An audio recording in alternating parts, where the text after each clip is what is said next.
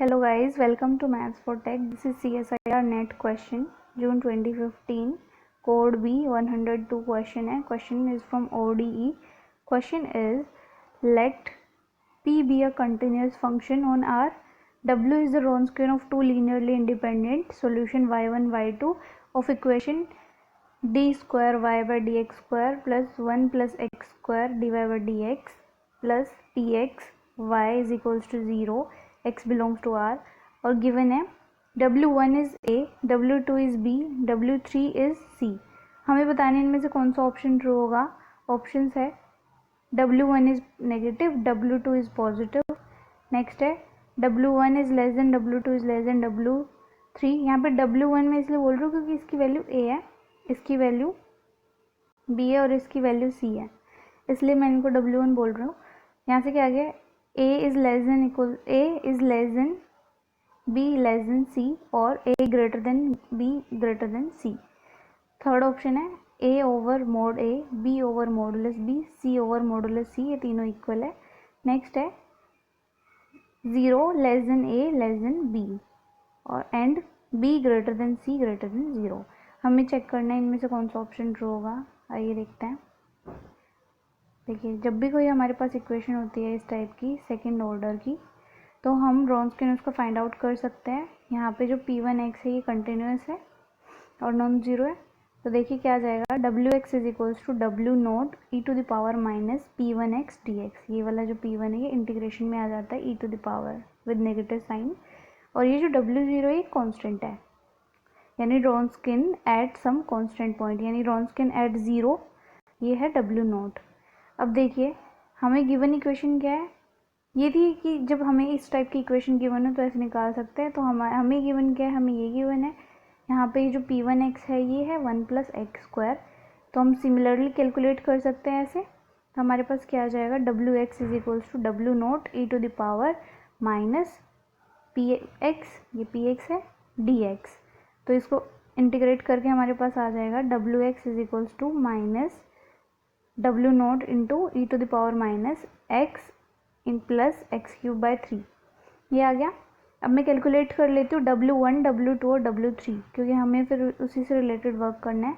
तो W1 यानी eight x equals to 1, ये क्या आ जाएगा, W1 is equals to W naught e to the power negative x की वैल्यू 1, यानी 1 प्लस 1 क्यूब बाय 3 क्या आ जाएगा, 4/3 विद नेगेटिव साइन. तो क्या आ गया, ई टू द पावर माइनस 4/3. ये हमारी A की वैल्यू आ गई, ई टू द पावर माइनस 4/3. ऐसे B की वैल्यू निकाल लेंगे, रिप्लेस x बाई 2, इसको सॉल्व करेंगे तो क्या आ जाएगा, B is equal to e to the power W naught into e to the power minus 14/3.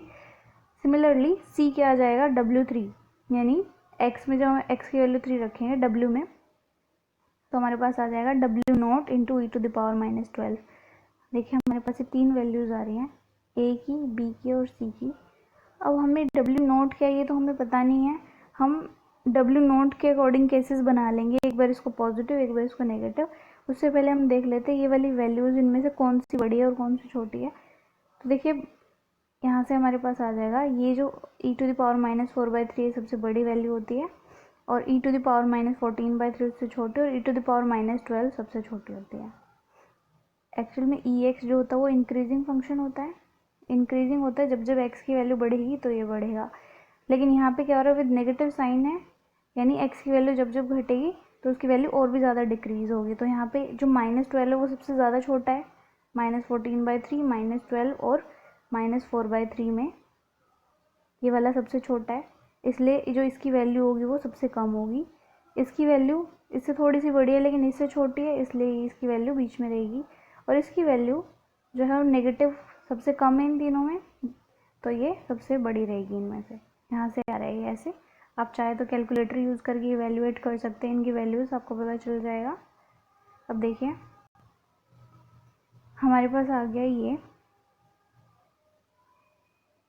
अब मेरे पास क्या है, W नोट तीनों के साथ मल्टीप्लाई है तीनों टर्म्स में, तो W नोट को मैं एक बार फर्स्ट केस में ले लेती हूँ पॉजिटिव. तो जब ये पॉजिटिव लूँगी तो यहाँ से क्या आ जाएगा, कोई भी पॉजिटिव क्वांटिटी के साथ आप मल्टीप्लाई करो इनइक्वालिटी में, वो सेम रहती है इनइक्वालिटी. तो क्या आ गया, W naught into this, W naught into this and W naught into this. अब देखिए इसकी वैल्यू क्या है, ये है हमारे पास A, ये है हमारे पास बी और ये है हमारे पास सी। यहाँ से देख सकते हैं आप, ए बी सी है। यहाँ से आ गया हमारे पास A is greater than B is greater than C greater than 0। एक तो ये केस आया है। दूसरा डब्ल्यू नोट जो हो नेगेटिव भी हो सकता है।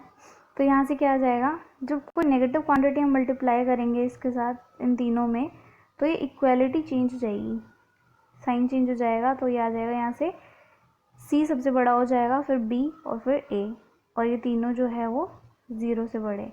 यहाँ से ये आ रहा है हमारे पास, यहाँ से ये आ गया हमारे पास। अब देखिए ये गलत लगा दी, ग्रेटर देन 0 नहीं, लेस देन 0 आएगा, क्योंकि सारी क्वांटिटी जो नेगेटिव हो चुकी है। जब नेगेटिव से अभी तक पॉजिटिव थे, नेगेटिव से मल्टीप्लाई करेंगे तो इनइक्वालिटी जो है ऐसे चेंज होएगी, तो 0 सबसे बड़ा हो जाएगा यहाँ पे, ये ऐसे आएगा। ठीक है, अब देखिए हमारे पास केसेस क्या आ गए। एक बार तो ये आ गया, ए सबसे बड़ा है, फिर बी, फिर सी, और तीनों पॉजिटिव है। दूसरी आ गई 0 सबसे बड़ा है इन तीनों में, फिर सी, फिर बी और फिर ए। तो इन दोनों केसेस से देखिए हमारे पास क्या आ रहा है, ये और ये जो है ये ऑप्शन नंबर सेकंड है। तो यहाँ से क्या आ गया, option number second is true. Option number जो फर्स्ट है वो देखिए क्या था, ऑप्शन फर्स्ट है ए नेगेटिव और बी पॉजिटिव हो, लेकिन हमने देखा ये एक साथ ही होता है। हमारे पास जो आ रहा है वो ये आ रहा है कि ये तीनों या तो ऐसे होंगे या फिर ये ऐसे होंगे, यानी या तो तीनों ही पॉजिटिव होंगे या तीनों ही नेगेटिव होंगे। ऐसा नहीं हो सकता कि एक नेगेटिव है और दूसरा पॉजिटिव है। ये फर्स्ट रॉन्ग हो गया, सेकंड ऑप्शन इज करेक्ट। यहाँ से देखिए हमारे पास जो इनइक्वालिटी है, ए जो है वो बी से बड़ा होगा जब पॉजिटिव होते हैं। तो जब ये पॉजिटिव है तो ए बी से बड़ा होगा, लेकिन इसमें क्या कह रहा है, ए बी से छोटा होगा। तो यहाँ से ये भी डिस्कार्ड हो गया। तो option first, second, third, option first discard, fourth discard, second true, third और देख लेते हैं हम लोग।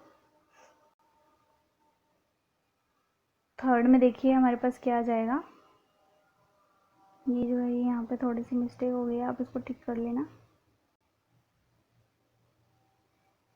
थर्ड में देखिए ए की वैल्यू हमारे पास W naught e to the power -4/3।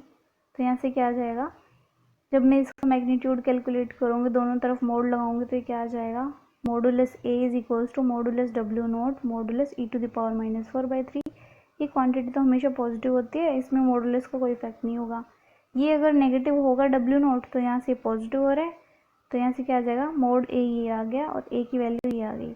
जब डब्ल्यू नॉट, अच्छा ठीक है, और बाकी देखते हैं, ए बी सी तीनों देखते हैं। बी की वैल्यू ये आ गई तो दोनों तरफ मॉडुलस लगाई आ गया, सी की वैल्यू ये दोनों तरफ मॉडुलस लगाया तो ये आ गया। अब देखिए ये तीनों आ गए हमारे पास। जब डब्ल्यू नॉट पॉजिटिव होगा तो इस मॉडुलस की वजह से कोई चेंजेस नहीं होंगे, जो ये क्वांटिटी थी ये सेम यही रहेगी। क्यों, क्योंकि ये भी पॉजिटिव है, ये भी पॉजिटिव है, और ये दोनों का पॉजिटिव प्रोडक्ट पॉजिटिव ही आता है। तो यहाँ से क्या आ गया, ए और मॉडुलस ए दोनों सेम होंगे।